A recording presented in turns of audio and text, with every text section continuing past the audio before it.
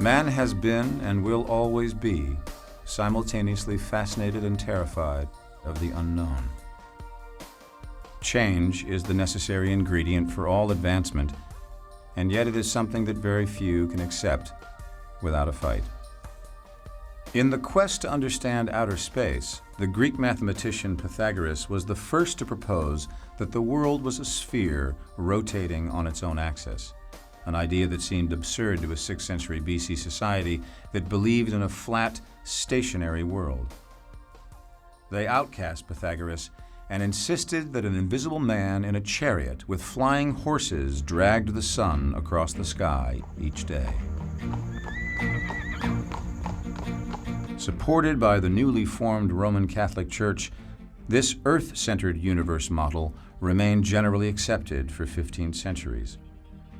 In that time, many scientists theorized that the model was incorrect, but few dared to share their findings, and those who did were outcast. The last of these rebels was Galileo, the first astronomer to use a telescope and the last to be persecuted by the Church for suggesting that the Earth traveled around the sun. He was summoned to answer on charges of heresy.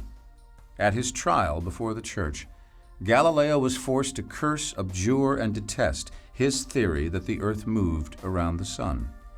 Had he not done this, he would have been burned alive at the stake.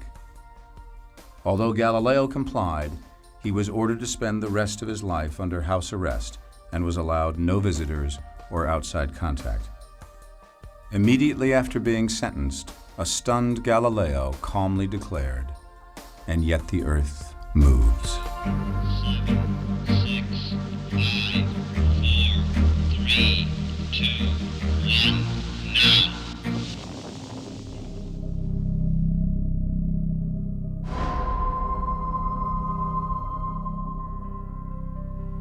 Today, all of our infrastructure is run by computers.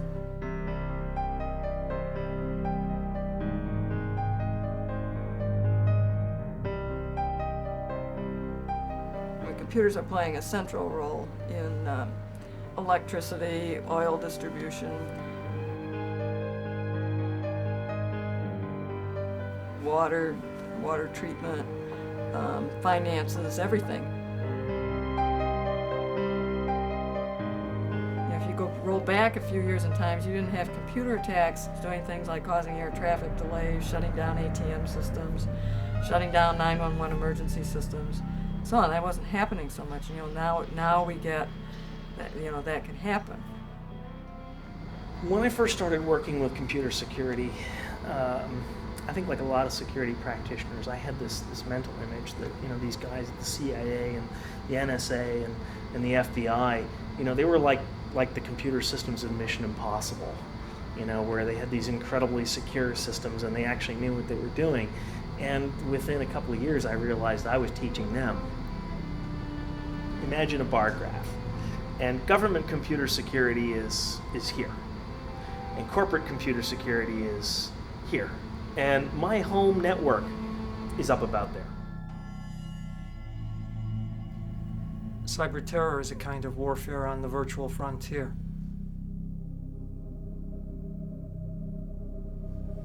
Sometimes, though, it can leap outside of the virtual realm into the physical world, such as when, for example, automated controls on power systems are attacked, and then they cause power outages, or they cause dams to burst, or pipelines to cease their flows, and this is the realm of the cyber terrorist. I think as computers continue to underpin our society and become really part of what we are now seeing, I think is a digital nervous system that underpins our entire economy, we all have to be cognizant of the threat of computer crime and computer criminals. A hacker isn't necessarily, in the popular vernacular, a bad thing. A hacker is somebody who explores in a quest for knowledge, wants to look at a system and see how it works. The life around me greatly changed. For one, my analytical skills skyrocketed once I started programming. It's more actually a burden, analyzing things crazily. And just walking down the street, I wonder how these buses work, or how this door is opening, how this automatic door is opening. I just think about it. I think about the inner workings of it. All hacking is expanding the boundaries, is exploring. And instead of exploring the globe or exploring space, you're exploring the inner space of telecommunications networks, of the personal computer, and trying to find out what more you can do. A cracker is somebody who takes those skills and uses them for ill, uses them for bad things. Most hackers are of benign intent. They're just curious. And those hackers who are destructive or criminal, they should be punished. The FBI doesn't track the average, white hat hacker, if you will. We don't have the resources or the interest in doing that. We're specifically interested in individuals that are breaking federal law. Hacking, to me, is expressing the human drive to know more, to go farther, to experiment. And that, to me, is fundamental. I think the Wild West is the best analogy for this. I mean, you're in an area where the laws never really considered any of this stuff, and where new things are happening, and exciting things are happening, and we don't know what's right and wrong exactly. It's a little fuzzy. A white hat hacker is someone who might, say, explore their own company network to determine how it's vulnerable and how to protect against it. Black hat hackers or crackers are those that use that knowledge and use that ability to commit crimes, and those are the people that we're interested in. Between the white hat good guys and the black hat bad guys is a very interesting character known as the Gray Hat, an ethical vigilante of the Cyber West. Although he's not paid for his services, like some white hats, the curious Gray Hat takes it upon himself to hack into computers and find security holes. He then informs the owners of these vulnerable computers about the problems to help them prevent any villainous black hats from later exploiting the holes for unethical or criminal purposes.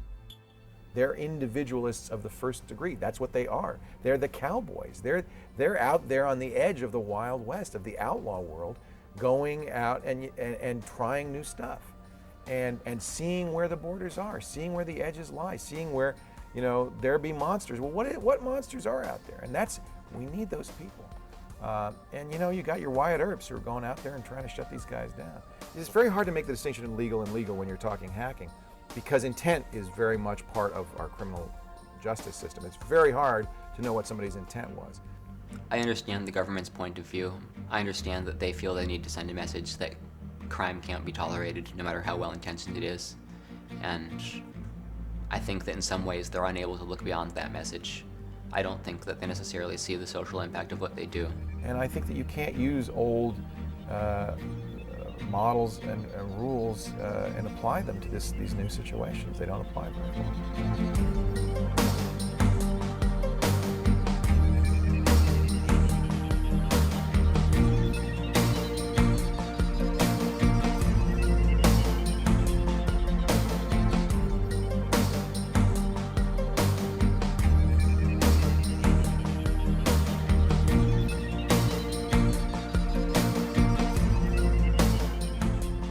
As convoluted as its modern-day usage, the dictionary definition of the word hack is either the act of cutting through something with quick, unskilled blows, or the ability to find a way to manage a given challenge, such as, can you hack it or not?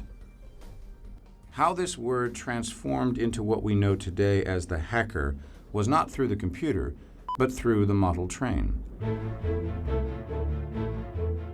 In 1946, the Tech Model Railroad Club was formed at MIT. Comprised of engineering students and model train enthusiasts of all ages, the purpose of the club was to challenge and modify the functional design of model trains in order to hack a better train. They defined a hacker as one who applies ingenuity to create a clever result called a hack. Still in existence today, the Tech Model Railroad Club remains proud that it originated the word hacker and disapproves using the term to represent illegal acts of computer crimes.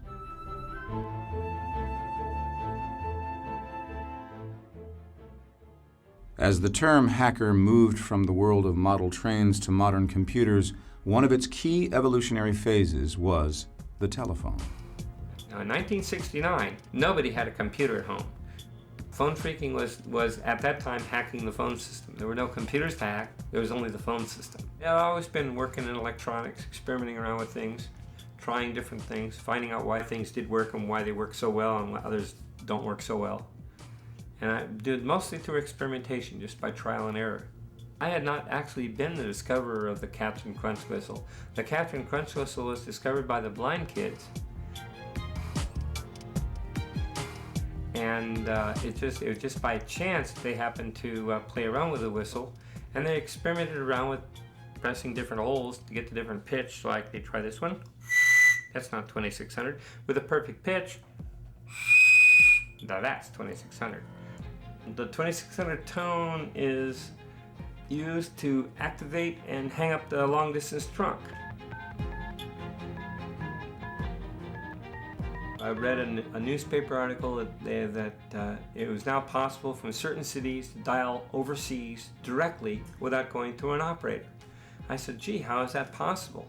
So through a little social engineering. Social engineering is an attack where basically what you're doing is you're fooling someone into giving you access to some place that you don't have any business being. And this is a technique that a lot of people have used, not just hackers. For example, sales guys will use social engineering. For selling is working with people. It's helping them make decisions, good decisions, helping them buy. So through a little social engineering, I was able to get an operator to tell me, oh, you dial key pulse 182 start, and that will get you to the overseas sender. From there, you just do key pulse 044 and the country code and the city code and the number start, and you get connected. Oh, wow. So I took down and mapped out the entire country code of the world. Not only can I call countries, but I can experiment around with these codes. I can find out where these codes go to. And I discovered a lot of codes that were not published. The codes would get into satellite systems and phone systems, ship-to-shore phone systems. They have their own country code. The thrill of it was just understanding how the phone system worked. Hackers have thus been involved with each new technological development leading to the computer for centuries, enjoying the intellectual challenges of creatively overcoming the limitations of each age. Contrary to popular belief, when hackers finally did meet modern-day computers, they did not intrude upon them, they invented them. To those of us who are real hardcore in the computer industry, the word hacking was applied to people who hacked away all night long. People usually that didn't have computers of their own, they didn't have any money, but they were at a university. And they found out that if they stayed up all night long, there were some computers unused. And they called it hacking because they hacked away. They took a program, hacked it up, and tried to make it a little better and a little better. Way back at the end of high school, I told my dad, I'm going to have a computer someday, and he said it costs as much as a house. And I said, well, I'll live in an apartment. I was going to have a computer even if it cost me a house. I got a phone call from a friend. Well, there's a group getting together and they're interested in things like terminals. I had just designed a video terminal that worked with my home color TV. And so I could type in and talk to a thing called the ARPANET. The ARPANET was started by the military and hooked a whole bunch of campuses across the United States together, so I could actually play chess on a computer at MIT and bounce over to a computer at Stanford and see some files, and over to Berkeley, to other parts of the world, long before the internet. I had to have that, so I built my own terminal. And when Alan Baum said there's a computer club starting for people who have terminals and things, I thought I'll be able to show off my great little low-chip design. I went to the club, so excited about it, and found out these people were all talking about microprocessors. Had suddenly made it possible to have a computer at a low cost. It came out of a group of people that were kind of liberal thinking about computers for the people. The whole mentality of the Homebrew Computer Club was extremely open. Information should be published, handed out, because basically we were creating stuff that was going to move the world forward, and we should do our best to be good contributors to society in that way.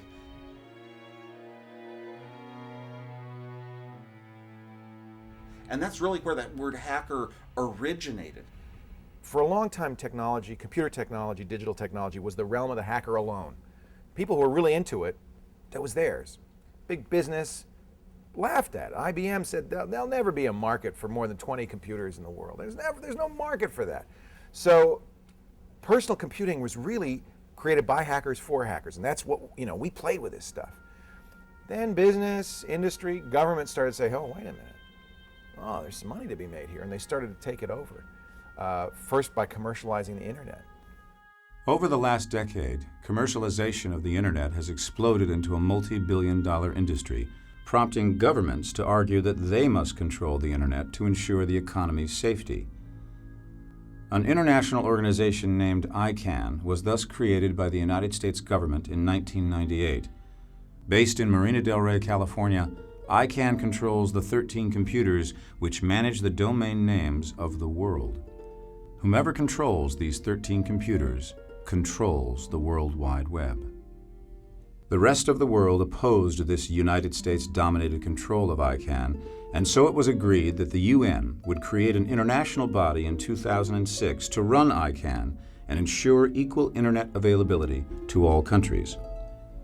When the time came to relinquish its power, however, the United States Department of Commerce instead declared that the United States would keep control of ICANN indefinitely. The United States has since made controversial use of this self-declared monopoly on the internet, such as taking over the country codes for Iraq and Kazakhstan without requiring consent from either country, and by asking popular search engines to hand over private user information and internet activity patterns. The internet is quickly becoming less of a public information sharing network and more a corporate tool for profit and a government tool for control.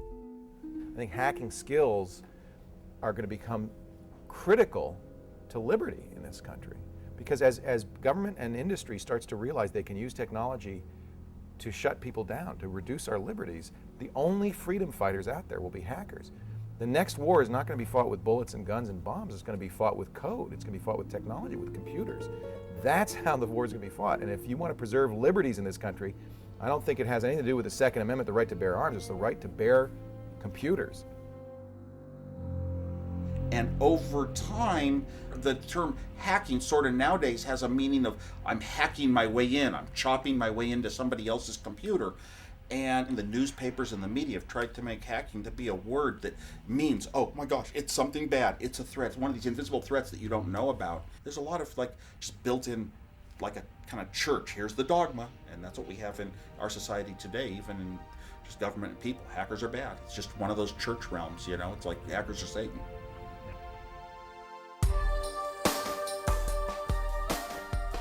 Socrates was a humble Greek philosopher who debated with patrons in the streets, winning every argument yet crediting his opponents for any insights that may have arisen. He chose not to teach for money, as did the many professional sophists of the time, and yet he was considered by the masses to be the most wise of all men.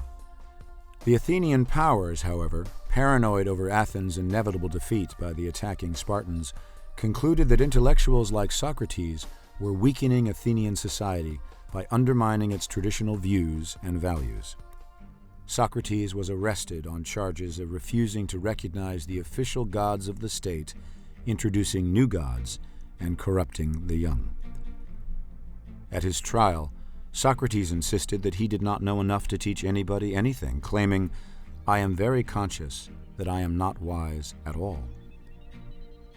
He was sentenced to death by drinking a cup of poisonous herb called hemlock, which produces a slow death by gradually paralyzing the central nervous system. Socrates would be his own executioner. The philosopher was taken to the nearby jail, where his sentence would be carried out in the comfort of his friends and disciples. When he drank the cup of hemlock, his friends could not help but weep. He consoled them. To fear death, my friends, is only to think ourselves wise without being wise, for it is to think that we know what we do not know. Society is always going to have trouble with people who want to push the envelope. Societies are designed around conformity. What hacking is saying, I'm going to do it different. I'm going to see what else I can do. I'm going to see where else I can go. Society is never going to like that. Society will always make laws against that. And that's appropriate for society to do, but I would submit it's very important for society to have people who are willing to push the envelope. Otherwise, society doesn't grow. So hackers are a very, very important part of technology. Without it, you have no innovation, you have no growth, you have stagnation. And yet, they pose a threat because they are breaking the rules. They are going too far. That's their job. You got to have them. Over my lifetime, the last 50 years, we have stomped out so many things that are seeds of creativity in this country. A lot of teachers will just tell you we don't really have school systems that encourage the children to think of a problem and what could a solution be. No, just to identify the solution you were taught in this chapter and use that one.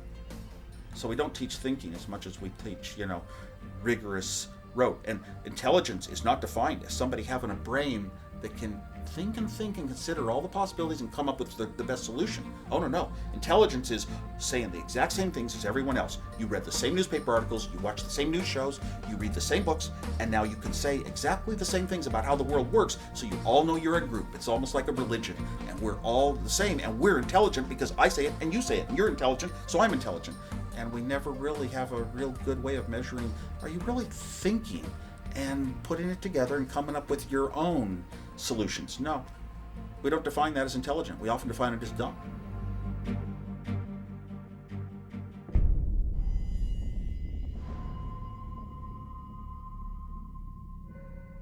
What we see as a growing and emerging threat is the professional cyber criminal. From the former Soviet Union, from places like that where you have an educated populace. A lot of people are starving for money there. And so it's not uncommon to find what are called large programming houses. These are houses where where the huge networks are set up, usually out in the countryside, totally nondescript, mostly funded by the Russian mafia types. The organized crime is very much involved in hacking. There's a vast conspiracy among financial institutions and government to hide the degree and the amount of hacking that's going on. FBI, Secret Service don't want you to know how often they're being hacked. It would rock people's confidence. And now you're looking at organizations that what used to be a department that had human beings that could actually do the job, and you've replaced it with a department that consists of a bunch of human beings who know how to click on a web page on a server someplace and fill out a form. And any place where you're in an economic situation where you are completely de-skilled about the problem you're trying to solve, you're basically a born victim. We heard about the situation in New York on 9/11 where the ambulances couldn't talk to the police, who couldn't talk to the fire department, who couldn't talk to the FBI because they were all using different radio systems that couldn't interoperate. And this is a massive problem, and it's pervasive across all of federal computing. The GAO, I guess, issues these reports that rate the security of government systems. The grades that they assign to the government have often been, D's and F's. One of the greater concerns of those interested in stemming the tide of cyber terror is protecting our power grids. The nation's economy, its defense, its transportation systems all run entirely dependent on smooth flows of power. And if these were disrupted, the economic and the strategic consequences would be simply incalculable.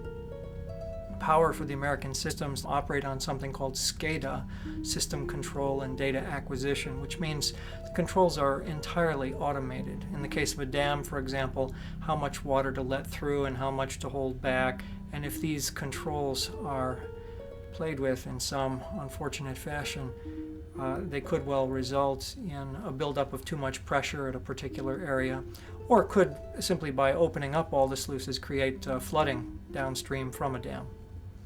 A lot of gas pipelines run on these SCADA systems, and simple things like regulation of temperatures could cause coagulation within pipelines, or automated scrubbers working inside the pipelines to clean them could be used instead to block the pipelines, causing some kind of rupture. But you have to remember now that over 90% of all military communications go over civilian systems. In the military, for example, we have two extremely highly automated systems. It marries up equipment and troops being moved halfway around the world in a synchronized way. If either of those systems were intruded upon by hackers and disrupted, the delays that could be caused in the physical world could run in weeks to up to a month. In a place like the Korean Peninsula, Seoul is already an artillery range from the north, and so slowing down reinforcements coming to the peninsula, that would make a very big difference. The interesting case is the case that took place in Australia a few years ago. Somebody had hacked the sewage treatment system, and they were able to actually cause raw sewage overflows. And so it caused some environmental damage, and some marine life were killed.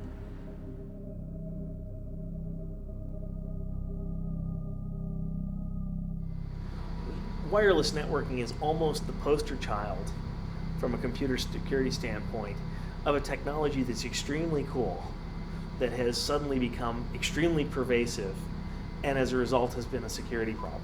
Simply capturing wavelengths around these various wireless hotspots that are being created. Again, for efficiency's sake, it's also creating magnets to draw the hackers who would get inside our systems. An airline had curbside check-in over wireless, and this allowed anybody in the parking lot for that airport to have access to the internal system of the airline.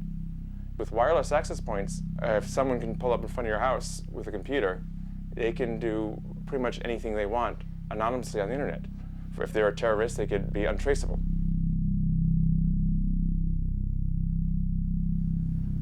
Terrorist groups are beginning to look at the possibilities of cyber terror, but they have to make a decision about whether to develop their own cyber terror capabilities or to recruit others from the outside. Some of the people affiliated with the Madrid train bombings, they had actually freaked the telephone system in order to make free phone calls prior to the bombings. Most of the hardcore terrorist groups out there, certainly the ones that I monitor, have no interest at all in hiring outside hackers because of the security risks that they entail. It was paid a lot of attention to when it was discovered that the Aum Shinrikyo cult, the group that had used sarin gas in the Tokyo subway, was in the software development business, in that they were developing software for Japanese business firms and including the Japanese government, and that they could put backdoors into that software and then exploit those. So they're trying to develop their own cyber terrorists from within their ranks, someone who's already a radical they want to turn into a hacker.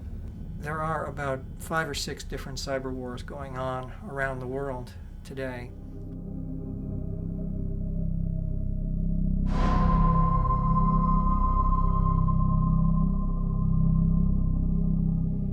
When India detonated its nuclear blast, and Pakistan followed suit a few days later again in May 1998. What happened was that a few days after the Indian blast, Nava Atomic Research Center, which is India's major installation, its website was hacked by an anti-nuclear group, a peace group called Bilwa.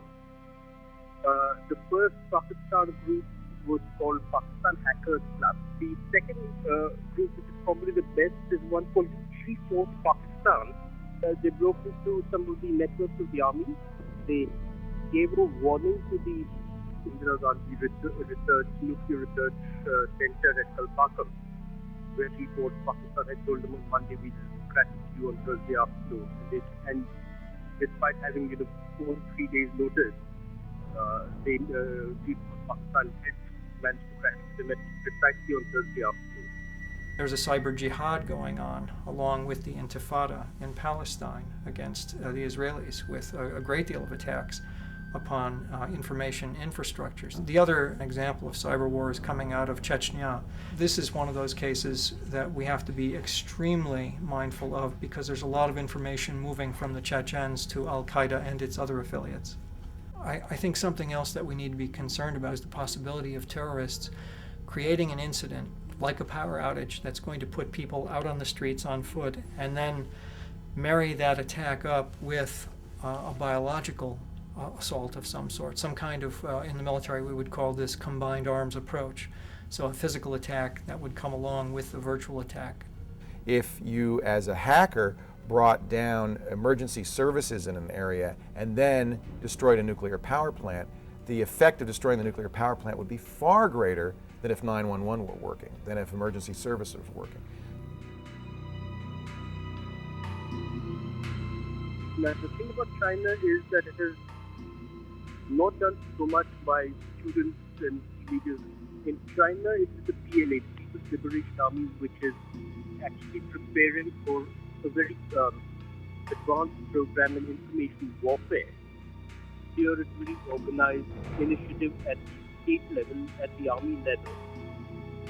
Well, they had conducted some type of war exercises of the army, which was directed against the US, those were directed against Taiwan, Japan, South Korea, And there were simulations on how to bring the electronic infrastructure, their trading systems, their stock exchanges, their electricity grids to a halt. China's chief of staff and several generals were involved in this planning exercise. About 500 soldiers were involved. They did a lot of analysis on how they could carry out what are called blitzkrieg attacks. The sudden attacks paralyzed the information network. The primary aim was the U.S. aircraft carriers, some of the missile systems, and then the aircraft. So, they're trying to incorporate in theories of warfare Sun Tzu had written rules of warfare thousands of years ago. You try to get somebody else to carry out your assassination.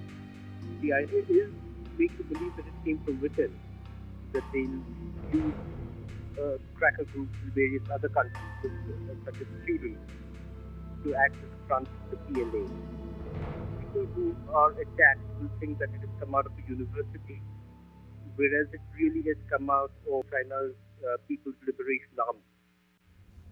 I don't know how much time we have left before the radical develops the skills of the hacker, before the gap between the two is narrowed. I only know that it's not a great deal of time, and as I look around, I see very little effective preparation for this threat.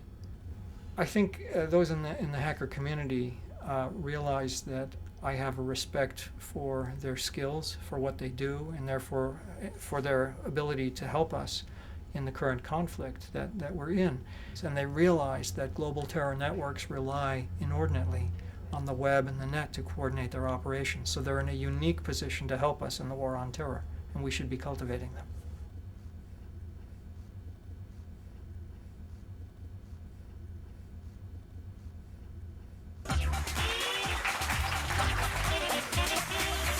You know him as a guy who hacked Yahoo, AOL, Time Warner, MCI, WorldCom, Microsoft, and very famously the New York Times, and that's just a few of his hacks. Adrian Lamo, one of the most celebrated hackers in the world today. Do you define yourself as a hacker? Do you consider yourself a hacker? It's not a term that I try to sell myself as. Yeah. People use hacker to mean a lot of different things, and I really just do what I do. It's not limited to computers, so I really don't know if it's hacking. I think Adrian is a really example of a guy with very strongly held beliefs. His ethical scheme may not match society's or other people's, but he believes in it, and he's living up to his own ethical precepts. And you gotta admire a guy like that. He's almost a savant when it comes to cracking.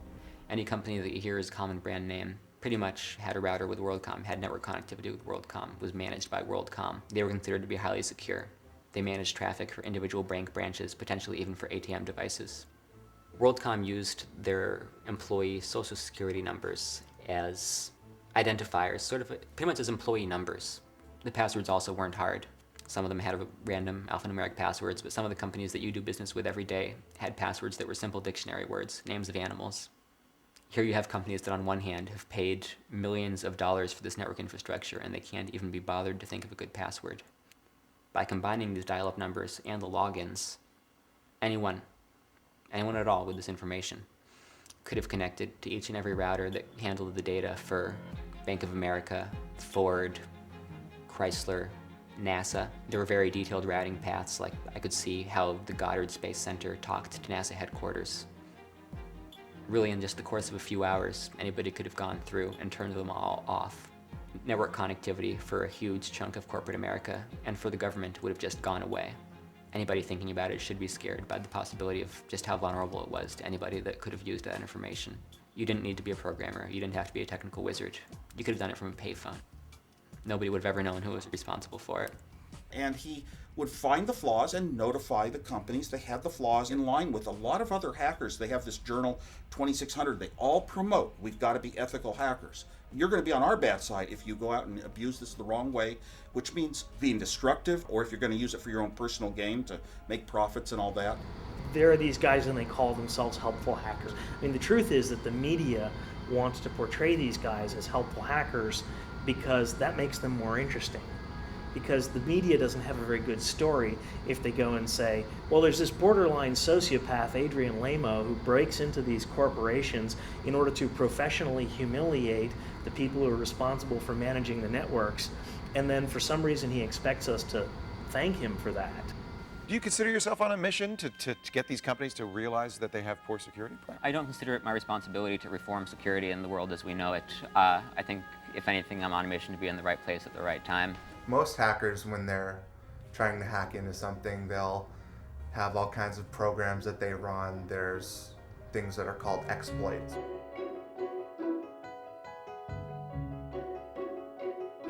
Adrian just goes to a web page and starts clicking around a little bit, and all of a sudden he's at some sensitive company information. I mean, just the fact that he uses a web browser, just from Kinko's. I've never seen him use anything other than just a web browser. Adrian never damaged any company that he had any dealings with. I mean, he never asked for money, never asked for anything. The companies that he helps is just a consequence of what he does. He doesn't wake up in the morning and say, I'm going to hack so-and-so, or I'm going to help so-and-so. He just finds himself someplace looking at some information and thinks, you know, these people might want to close this down so other people don't follow my path in here. If I can get in here, other people can too. He's a good example of a guy who lived on the fringes of society and didn't want to be part of mainstream society. He didn't want to hold down a job. He didn't want to go to college. He wanted to explore. We call you the homeless hacker because you don't have a residence that you live in all the time. You move around from friend's house to house. Is that how you do it? Or? I sort of have a long-term tendency to move around. I've been a little bit more stable lately, but I wouldn't say I'm slowing down. I had an apartment in San Francisco for about 6 months or so, and I was working consistently at the time. I had the opportunity to save up money. I realized Greyhound was cheaper, and it let me see more of the world. And I just started going places, probably from when I was 18 or 19 up until 22 for 3 or 4 years. I would decide that I wanted to visit some place, and since I had my entire life on my back, I would just wander out and find myself never coming back and moving on to a new city. It spoke to what must have been the sense of wonderment that the people that sighted new land for the first time must have felt. I do it because it's what I do and what comes naturally to me. Yeah. In any environment that I'm in, I notice things and I follow up on them. I often meet people that have lived places their whole lives and find them terribly boring because they were raised there and only know one way of seeing it as this place that they're stuck and they want to get out of. And they're often amazed just by my sense of wonderment at many of the places around them, of my ability to just walk around and find so much uniqueness about it that they've lived with every day and never really noticed before. I had very low expenses. For a lot of the time, I could usually live on less than $50 a week, $100 a week if I had to. And frequently I would end up somewhere where I knew nobody and had nowhere to go. You know, there have been times that I've slept in abandoned buildings, and that is just as important to me because of the sense of improbability, of the sense of newness, of uniqueness, as any network compromise, because again, it's another layer of things that you don't usually see. I try to find locations that don't show signs of traffic and that are likely not to have anybody coming around, at least during the evening. Sometimes I've used construction sites that were active during the day, but at night were relatively secure as long as I got out before normal business hours. This gives me an idea of when the last time that this might have been used was. Even the container of beef broth mix is a little bit retro, and it's not that old, but the font is off. You don't see this in advertising anymore. Not unless somebody's trying to be deliberately retro, and they generally only do that on outside packaging. I think for me at least, one of the prime ways of determining the age of the place that I'm in is the various brands that I find scattered around, the fonts they use and the advertising they use, because that's one of the most distinctive marks of progression of time around civilization these days. Insofar as I'm concerned, the most attractive aspect of this particular location is that it has two places where one could rest, the chair and the couch. Although the couch would be more comfortable, I would opt for the chair because it doesn't have a line of sight to the door. That way, if somebody was going to walk in, the first thing that they saw wouldn't be me, giving me time to react to their presence. That door's seen better days, but it's also a bright side because since I don't have a line of sight to that door. If somebody were to come in, I'd be able to leave through there if I had to. My obvious preference would always be to be on someone's couch, but if it's a choice between not having a place to stay and staying here, I'd certainly choose here. I had been reading Yahoo News for some time, you know. It's a credible source. I mean, the CIA reads Yahoo News because it's one of the first places that AP wires post. But their page for editing news stories was accessible. It didn't require a password, didn't require authentication. It didn't tell you, hey, this is a private page, please don't use it. It was just there. I think the first thing I did was edit the punctuation on the abbreviation of US on their front page. And I was just floored when I reloaded the page and it posted. I found a story about Dmitry Sklarov, a Russian programmer charged here in the United States based on some software that he produced. Legitimate software with legitimate purposes that allowed a user to bypass password protection on protected ebooks that would allow them to bypass the restrictions that are placed on that content. The penalties that they had in mind for him were ludicrous enough, so I added a line stating that he was eligible for the death penalty, and added an additional one. Whomsoever told them that the truth shall set them free was obviously and grossly unfamiliar with federal law. The NSA is the entity that's tasked with monitoring electronic communications throughout the world. I figured somebody would have to notice this. Days, over a week went by and nobody ever did. They had an option that allowed you to change stock tickers. I could have made Microsoft's stock reflect the values for Excite at Home.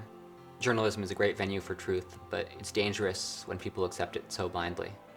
I had this access through September of 2001, and I found myself sitting looking at Yahoo News at all of the servers that they had added to keep up with the millions of hits on the morning of September 11th. And had anyone wanted to, they could have changed any aspect of the story. Shit! What the hell happened?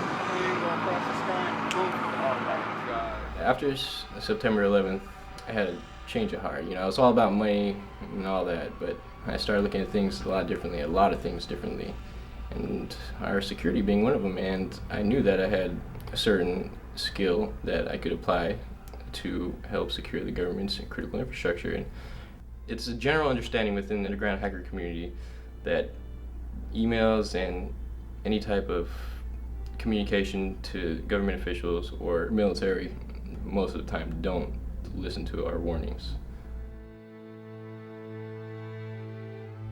I first tried to inform the government years back. I was 15, 16, 17, and then finally 18, 19. I don't see anything happening. I'm gonna have to take the next step. And basically, a deceptive duo was created in order to publicly expose the vulnerabilities in our critical information infrastructure.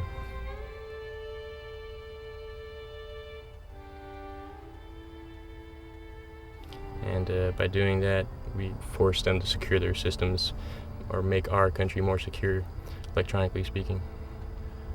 One of the most initial steps was targeting. We had to acquire the most likely target, for a terrorist. We had to recreate the scenario as real as possible, how it would play out as a cyber terrorist attack. So what we did was we targeted certain government military agencies, the Navy, the Army, the Pentagon. We exposed specifically documents that we shouldn't have in the first place. What we did was illegal, yes, I'll admit that. We accessed their computers without their permission. But that was the whole point. We needed to do that. We needed to recreate a terrorist scenario. Now, why do these networks wind up getting connected to the internet or connected through a firewall to some other network? It's so people can send email.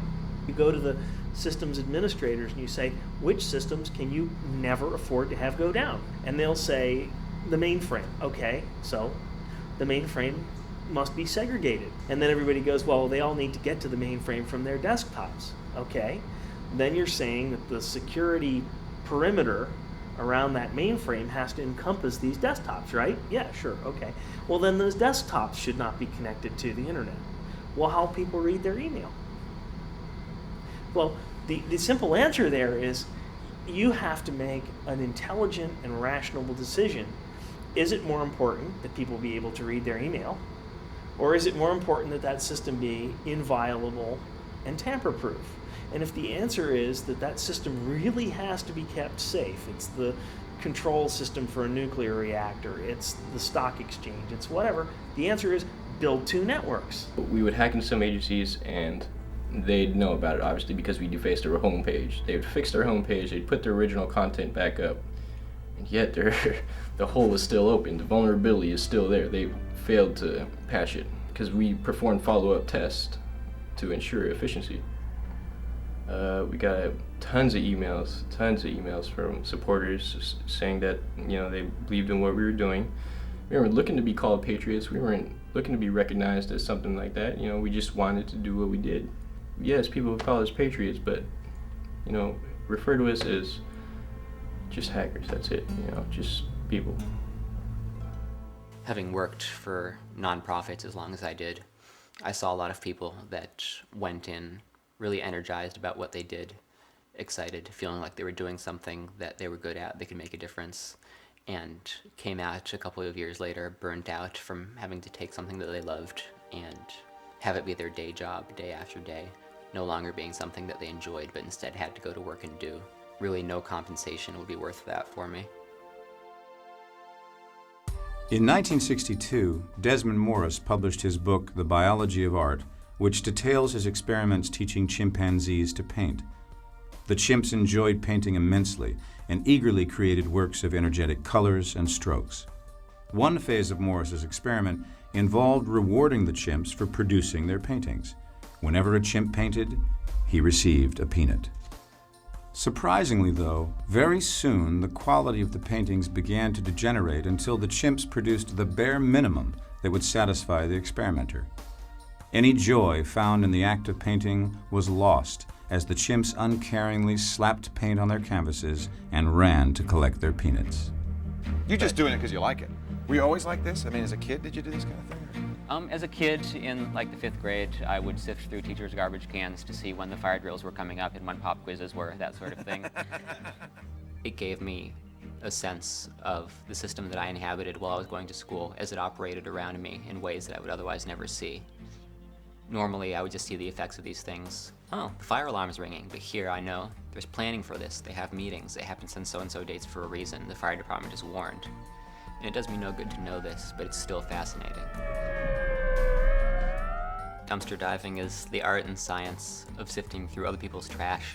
They frequently go into it with the sense of a target. They look for a company that they are interested in, or they look for a target-rich environment, an area that contains lots of interesting corporations that may have a common dumpster if the companies share a building. I don't go into dumpster diving with the sense that I'm going to come away with something that will help me with a particular target or a particular project. People throw out things for the damnedest reasons, and I never know what I'm going to find. One of my dad's wireless microphones, he used to do video production, and I was playing around with one of his wireless mics. I heard a scream, and it was a child's scream, and it turned out that I was listening to a baby monitor from a nearby house. But the fact that this device here, intended for something completely different, could bring to me, just through the air, invisibly, sounds and experiences that were going on in a house across the block was really amazing to me. It's just the sense that, you know, this thing's intended for one thing, but look at what it can do. A baby that's born wants to explore. A brand new baby, a couple days old, you can clap your hands and their head kind of goes in your direction, built in with, I want to find out about the world. If you carry a baby around and feel its muscles, they're pulling different places, and the baby will go right over and want to touch things in the house. Let him touch them. Let him feel what things are. Let him feel what things can fall. Occasionally something breaks. I believe in that. I think our brain wants to have experiences and to learn how the world is constructed, and that's part of our growing up. And why should we inhibit it and think we are the guides and we will let this creature develop? No, let much more of it come out. On the surface, it looks just like a sheer rock face, but as you walk towards it, it becomes apparent that there's a small hole in the ground, and somebody prior to us had spray painted a red arrow on the wall above it, pointing down. And while in the area, I saw so many people walk by it, glance at the arrow, and just sort of shrug. And I like to think that it's there for the people who would look at the arrow and wonder what it's pointing at, who would take the time out of their day to step forward and have a closer look. You know, I've ended up in some pretty awkward places. I've done my share of crawling through mud, but the entrance to the mines was probably the most enclosed space that I've ever had to navigate. on the way in, you have to make your mind up ahead of time whether you want your arms above your waist or below it, because once you're crawling, you're not going to be able to change. There's not enough room. It's easy to be paranoid because many of the upper levels are flooded, and you have this sense of countless thousands, millions of gallons of water all sitting above you, knowing that the slightest thing could bring it all down. It continues underground, where the most impressive fixture that I got to was the underground lake. The lake is perfectly still, not even a ripple. It's not silent. There's constant dripping or rushing water depending on where you are. But if your light goes out, it's total darkness, and everyone's been in the dark, but it's sort of hard to appreciate the sense of total darkness, of having your eyes wide open and not being able to see a damn thing. Yeah, can you put it back on? And now can you take it off? I didn't go out with the intention of compromising the New York Times. I was initially looking at something else and somehow got sidetracked to the New York Times. They had a lot of information that was accessible to anybody that cared to browse around. For their internal system, the password by default was the last 4 digits of the Social Security number, and nobody ever changed it. People feel like Social Security numbers are these, private, secret things that nobody ever knows about, but anybody that wants one can get one for really, once they sign up for any of the services that give them, just a couple of pennies. Mine's 042746804. Anybody could get it. It's not a big deal. From there, I had a list of every password of the New York Times. The culture in the late 1990s for anyone who was involved in stuff to do with the web was, here's this wonderful medium by which we can publish anything we want to. So what we're going to do is we're going to take our hard disk and we're going to publish it. Because we're dealing with high tech, you get the freedom of information advocates who go, it's good, this information must be published. But to the guy in the field whose cover identity got blown, this could mean a bullet in the back of your neck. This is serious stuff, and there are lives at stake. And because we Americans treat high tech as a toy, we don't take this stuff anywhere near seriously enough. We just treat it like it's something that we can change after we've made a profound mistake. I think that it's a really good illustration of competing mindsets where people believe that legislation somehow makes things secure. Legislation is fiction. It's up to people to believe in it before it will be effective. As a news organization, they should have known that Social Security numbers are not private. Nothing that's even remotely personally identifiable should be used as a login or as authentication or anything like that ever. I gained access to their subscriber database, their addresses, their billing information, former presidents, actors, other politicians, people that are actually relevant if you believe in the whole international stage thing. Don't you worry about that, though? Somebody's going to come along and put you in handcuffs? I recognize that there was the possibility of consequences, but really, I don't think that it's one of those things where consequences can be a deterrent, because it's my nature, it's what comes naturally to me, and I think it's what comes naturally to a lot of people. Yeah. And I just figured that while I'm doing it, I should do it in a way that sets a precedent so that anyone who ends up doing something similar to what I do might be in a situation where they can contact a company and the company can say, this sort of thing's happened before, and maybe we don't have to put him in jail and things will be okay anyways. It's an impulse, and it's something that I really don't think that I could stop doing if I tried. Even in a prison cell, I would find ways to find discrepancies and anomalies in the system, whatever it is that the system may be there.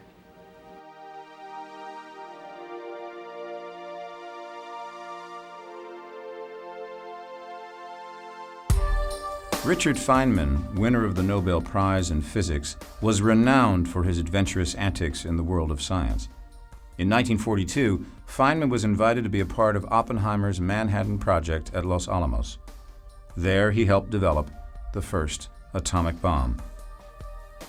Confined to the base during this top-secret mission, Feynman conquered his boredom and relieved his stress by learning to pick the locks of his colleagues' safes and filing cabinets. These safes and filing cabinets contained all the secrets of the Manhattan Project, everything about the atomic bomb. Feynman felt Los Alamos a very cooperative place where everyone was encouraged to point out things that should be improved, so he approached a colonel with this problem. He explained the weakness of the locks, which was that so long as anyone left his safe or filing cabinet open, it was very easy for someone else to examine the open lock and discover the combination. Feynman recommended that the colonel write a memo insisting that everybody at Los Alamos keep their safe and cabinets locked, even during the workday, because they were very vulnerable when open. The colonel posted a memo, But to Feynman's surprise, instead of warning the staff to keep their safes locked during the day, he instructed them to change the combination on their safes because Feynman could hack into them, and thus he himself was the danger. It has been a long day. I tracked down my cell phone and I was told that it had been ringing off the hook. My mother alluded to 3 cars currently parked, staggered along the block. I'm concerned. I'm concerned, probably a little bit paranoid, as I think almost anyone would be in my place. And I don't have a clear idea of what the morning will bring, other than that I'll probably, for better or for worse, find out more and have to make some decisions. There is a big story just breaking now. A little earlier today, I got a phone call from a production crew, actually somebody from Kevin Spacey's Trigger Street Productions, right. Dana Brunetti, and he called me up and said, we've got a film crew doing a documentary on hacking, and they have been following around a guy named Adrian Lamo. You may remember Adrian Lamo. Right, he doesn't steal any information, he doesn't take anything and use it for bad. He's a good hacker. So now when you said that they wanted to have a word with you, they actually have a warrant for your arrest right now, is that correct? Yes, they have a federal arrest warrant out of New York City. And do you know what the charges are, Adrian? I just know nobody's saying anything, but right. I have reasons to believe that they relate to a criminal complaint that was made by the New York Times relating to my publicized intrusion into their systems last year. It took me by surprise how big the story was. I think it reflects a certain naivety on my part. I just didn't know that it would take on so much momentum. I think I misjudged the public mind in that respect, because to me, the access at WorldCom, being able to essentially shut down the infrastructure for some of the most powerful companies in the world, that was important. The phone number for, Rush Limbaugh, that's not so much. What are you going to do with that? But again, people are obsessed with celebrity, so that's what got play. freelamo.org has a link on their page.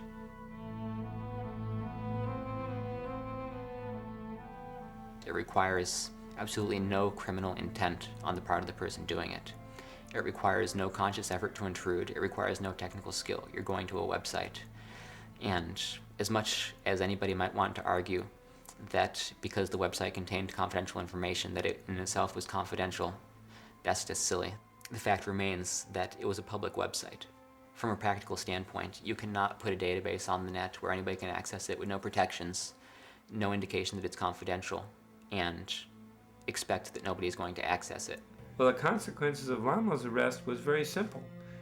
It means now that computer hackers are going to be a lot less inclined to point out system flaws that they discover. They're going to keep them to themselves. Not been willing to report these security flaws means that these security flaws could be discovered by other people, like Al-Qaeda or terrorists or anything like that. They're certainly not going to let the company know that they broke into their system. They're going to keep it quiet, and they're going to do what they can, and they're going to exploit it to the best of their ability. That, of course, is bad. So it's important for a company to not prosecute somebody for finding a flaw in their system. They should reward them. Some people will argue that the New York Times erred in bringing a case against him, that the New York Times should have instead embraced him and said, oh, thank you for telling us about the problem that you found, and here maybe we'll even pay you for your services. And that I'm very much against. Adrian, I think, is a very accomplished hacker who, from a very interesting ethical point of view, said, I'm not going to hide my activities. I am, Adrian, I'm sure, is competent enough to not have been caught. But he, at no point did he try to hide what he was doing. Coming from a philosophical and ethical perspective that I have a lot of respect for. Are you afraid, Adrian? I'm worried, and of course there's always fear. It's a shame that it had to come to this. I think that it could have been done better. I think that the New York Times could have conducted itself better. But if that's a precedent they want to set, I think that it's bad for them. It's bad for people that want to help security, and it's really bad for the companies that are getting intruded upon because it really cuts down their level of support. He's not the guy you should be worried about. The guy you should be worried about is the guy who is working for the mafia, who is, you will never know about, you will never hear about. The guy, he doesn't boast in chat rooms, he doesn't put his name in the code, he doesn't say what school he goes to, he doesn't do a shout out to his peeps in the virus code. He's doing stuff cleverly and successfully, and you never hear about that stuff because, frankly, they can't catch him. If you're the New York Times or somebody like this, and Adrian Lamo goes and breaks into your network, and then he calls you up and he says, I found a way to break into your network, and I'll tell you how to do it. Of course, I'm also going to tell the press about this, right? Now, what effect is that going to have on the network manager whose job it is to keep that network secure? You think he's going to be overwhelmed with gratitude? You think this guy is going to be popping champagne corks and going, wahoo, Adrian Lamo came and helped my network get better? This guy's going to probably lose his job. And I hope that the people out there who are considering courses of life of their own will not let the people that want to criminalize curiosity stop them from doing what they want to do. To achieving the goal, before this decade is out, of landing a man on the moon and returning him safely to the Earth. In my view, hackers today are the latter-day equivalents of German rocket scientists at the end of World War II. Until May of 1945, Wernher von Braun and his colleagues were trying to drop missiles on British and American troops. As soon as the war was over, they became our boys, as many of them as we could get, and they developed ballistic missiles, rockets. Our ability to go to the moon was dependent upon them. They were treated as heroes. When I was growing up in the 1950s, Wernher von Braun was my great hero, and I really didn't pay attention to what he was doing when he was fighting against us. Well, today we have to look at these hackers and see that even though they do some malicious things, they have a knowledge that's extremely important to our security, to our safety, and to our ability to confront terror.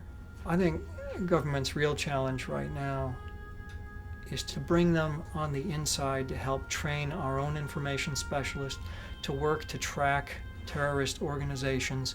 Frankly, we could own all the master hackers in our country for half the price of an advanced fighter jet.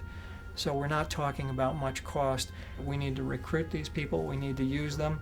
They're Americans too. They're patriots too. They can help win this war on terror. They count more than a carrier battle group, quite frankly.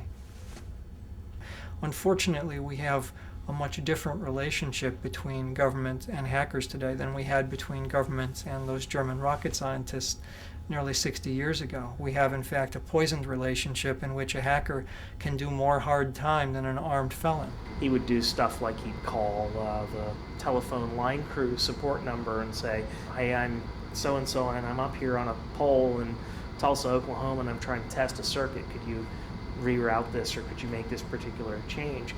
And it's amazing how effective those kinds of attacks are. He re-recorded the voicemail with his voice of one of the VPs of Novell, and then what happened is he had placed a fake phone call with the engineer and said, hey, just leave the passcodes on my voicemail. Well, they then called back his voicemail, confirmed that it was him by hearing the same voice, so they had no problem to leave those passcodes on there. So it's just one of those things where you're tricking people, you're outsmarting them. One of the reporters, John Markoff, essentially invented the myth of Kevin Mitnick and aggrandized his crimes and his menace. And the upshot was that Mitnick went from being another relatively low-profile case to being a top priority for the FBI. And that's one of the reasons that he ended up in custody without bail, without trial for as long as he did. You could have beat a prison guard over the head and gotten less periods of time in solitary confinement than he did. When Kevin was in prison, he was kept away from payphones. They weren't afraid he was going to hack a voicemail system or open prison doors. They were afraid that he was going to whistle missile launch codes. They felt that he was dangerous enough that just off the top of his head, he could dial up a modem, whistle the appropriate tones needed to connect, and whistle the appropriate codes to launch nuclear missiles.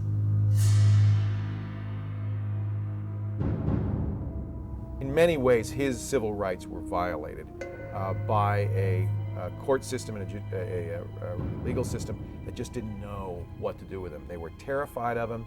They were afraid of letting him go because they were afraid. They didn't know what he could do. What they did to him was criminal, and I think even they would admit now that they went too far. We're in a certain time right now where things aren't completely ironed out when it comes to laws and the internet. I see government officials, a lot of them, just being completely against hackers because they're misinformed or they don't have enough information. And hackers, I think they're more open to developing relationships with the government. Well, I knew it was going to happen. They have to do it. It's their job, I first thought I was going to be raided because we set up covert communications between each other, me and Ben Stark, another member of the Deceptive duo. We were supposed to check in with each other every day, no matter what, to make sure that we didn't get raided, because we knew we were going to get raided, we just didn't know exactly when. So finally a weekend came up and he didn't come online, and from there I took suspicion and stayed up all night because I knew they were going to come, didn't want to be rudely awakened. Sat in front of my computer, waited till they knocked on the door as I suspected, and they did. They banged on it. My sister let them in. I lived with my mom at the time, and she didn't know what was going on, and at first she was pissed because she didn't really understand what was going on. She didn't know the whole story. Finally she read around and she began to realize that, yeah, I did have some real intentions, some true motives. I think she has some sort of serenity within her, knowing that I'm fighting the good fight. Once the trial comes about, I think we're going to make some very good points, and hopefully some things will change. I think people realize that, you know, these guys are offering something good to the community. I definitely feel the group was successful because I feel that I accomplished the goal I set out to do, which was to secure our nation's critical infrastructure as much as I could in the position I was in. I would love to help, you know, I would love to continue to help, but the situation does not permit me to.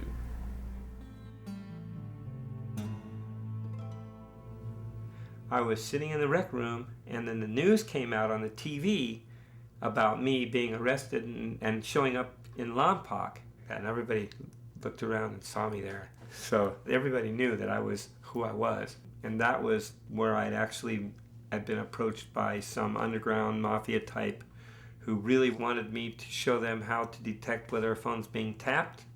I gave them bogus information because I thought he was a plant by the police. What I did not know was the fact that he had actually gone out there and verified that the information I was giving him was true or not. And then they came back and they beat the holy crap out of me. I mean, really, I was really screwed up, really bad. I mean, it ruptured a disc in my lower back, made it so I couldn't walk for weeks at a time, and I never was the same physically ever again at that point. And if I let the guards know that I got beat up, then my life in prison would be as a snitch. And you don't want to have a snitch jacket when you're in jail, especially when you're in jail with a bunch of mafia types. You'll wind up stabbed the next day. In terms of the message that this sends, I believe that they're well-intentioned in wanting to prevent crime and wanting to prevent damage. But in the way that they're going about it, I believe that ultimately it's not going to achieve the goals that they think it will. It certainly strikes a blow against openness. It strikes a blow against people's ability to stumble across something and report it in good faith. I'm not a saint, and what I did was illegal no matter how well-intentioned I did it, but the fact that what they're essentially saying is that it doesn't matter if you come clean, it doesn't matter if you don't profit, it doesn't matter if you do no damage, it doesn't matter if you cooperate, it doesn't matter if you discourage others from doing harm, we're still going to come after you. What does that leave people with?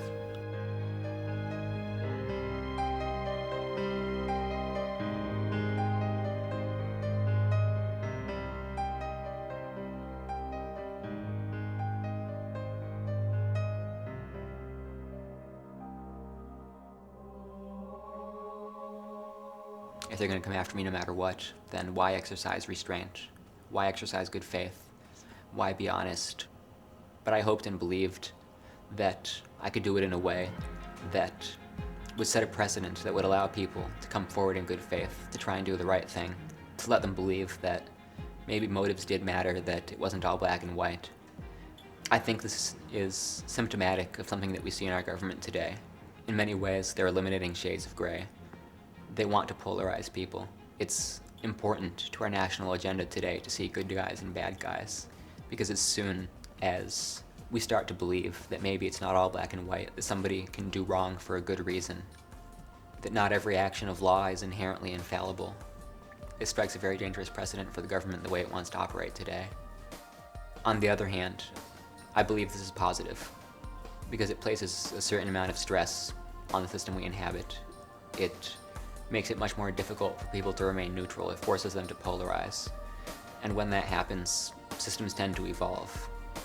Ultimately, I think it will lead us to a better place.